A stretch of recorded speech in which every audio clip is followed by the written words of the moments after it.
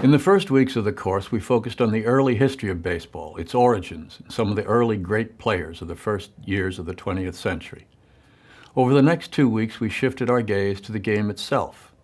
The basic elements of baseball are throwing and hitting.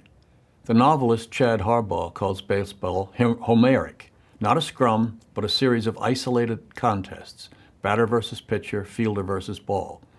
You couldn't storm around snorting and slapping people the way they did while playing football. You stood and waited and tried to still your mind.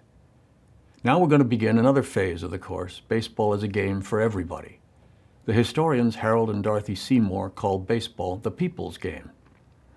This week we'll look at the Negro Leagues, which were a loose association of various baseball teams and groups of teams created exclusively for African American players. Such a league was first organized early in 1920, and others soon followed. Most lasted only a few years before folding, although during their 30-some years of existence, the Negro Leagues produced, just as did the Yankees, New York Giants, and the Detroit Tigers, some of the legends of the game. Then next week, we'll turn our attention to women's baseball, as well as collegiate and small-town ball. The book I've asked you to read for this week is Joe Posnanski's The Soul of Baseball. Posnanski is a sports journalist, and in this book he writes about one of the great players of the Negro Leagues, John Jordan "Buck" O'Neill. The book's not mainly a history of the Negro Leagues. We can cover some of that history with lectures and discussions.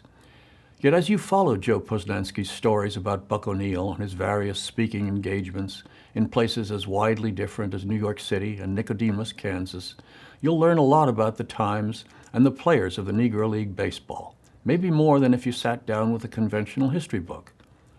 When I taught this course on the Emory campus, The Soul of Baseball was always one of the students' favorite books.